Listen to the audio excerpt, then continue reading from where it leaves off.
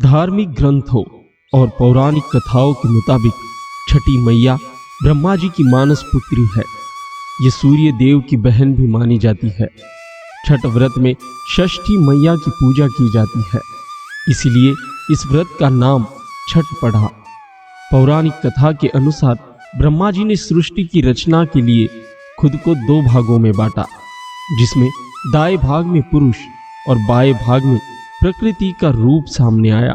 माना जाता है कि सृष्टि की अधिष्ठात्री प्रकृति देवी के एक अंश को देव सेना कहा जाता है, क्योंकि प्रकृति का छठ अंश होने की वजह से देवी का एक नाम षष्ठी भी है, जिन्हें छठी मैया के नाम से जानते हैं। पौराणिक मान्यता के अनुसार राजा प्रियव्रत और उनकी पत्नी मालिनी संतान सुख से वंचित थे।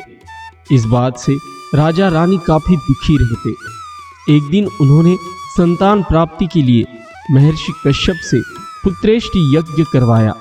महर्षि ने यज्ञ संपन्न करने के बाद मालिनी को खीर दी। खीर का सेवन करने के बाद मालिनी गर्भवती हो गई और 9 महीने बाद उसे एक पुत्र की प्राप्ति हुई, लेकिन दुर्भाग्य से उसका पुत्र मृत पैदा हुआ। ये देखकर राजा रानी बहुत दुखी हो गए और निराशा की वजह से राजा ने आत्महत्या करने का मन बना लिया। परंतु जैसे ही राजा आत्महत्या करने लगा तो उनके सामने भगवान की मानस पुत्री देवसेना प्रकट हुई और उन्होंने कहा कि मैं षष्ठी देवी हूँ और मैं लोगों को पुत्र सुख प्रदान करती हूँ। जो व्यक्ति सच्चे मन से मेरी पूजा करता है उसकी मैं सभी मनोकामना पूर्ण करती हूँ। यदि राजन तुम मेरी विधि विधान से पूजा करोगे तो मैं तुम्हें पुत्र रत्न प्राप्त का वरदान दूंगी। देवी के कहे अनुसार राजा प्रियव्रत ने कार्तिक शुक्ल की षष्ठी तिथि को देवी षष्ठी की पूजा की।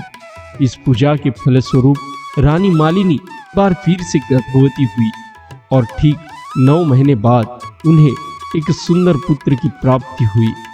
कहते हैं तभी से छठ पर्व मनाए जाने की परंपरा शुरू हुई। इस पर्व से जुड़ी एक और कथा है, जिसके अनुसार महाभारत काल में जब जुए में पांडव अपना सारा राजपाट हार गए थे, तब द्रौपदी ने छठ व्रत रखा था। द्रौपदी के व्रत से प्रसन्न होकर षष्ठी देवी ने पांडवों को उनका राजपाट वापस दिला दिया था। वही एक अन्य पौराणिक कथा के मुताबिक महाभारत काल में सूर्यपुत्र कर्ण ने सबसे पहले सूर्य देव की पूजा की थी और कहा जाता है कि घंटों पानी में खड़े होकर कर्ण सूर्य देव को अर्घ्य देता था। सूर्य देव की कृपा से कर्ण एक महान योद्धा बना था। आज भी छठ में अर्घ्य दान की यही परंपरा चली आ रही है।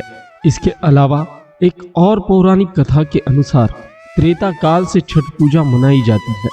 इसका उल्लेख शास्त्रों में निहित है। कथा के अनुसार त्रेता युग में मिथिली नरेश जनक की ख्याति दुनिया भर में फैल गई थी। राजा कर्म से क्षत्रिय थे किंतु धर्म से ब्राह्मण थे। आसान शब्दों में कहे तो राजा जनक शास्त्रों के महान ज्ञाता थे। उनकी प्रसिद्धि से कुछ पंडित प्रसन्न नहीं हुए। पंडितों का मानना था कि कोई नृप कैसे महान पंडित हो सकता है। हालांकि धर्म पंडित यह भूल गए थे कि जगत जननी आदि शक्ति माँ दुर्गा स्वयं सीता रूप में राजा जनक की पुत्री बनी।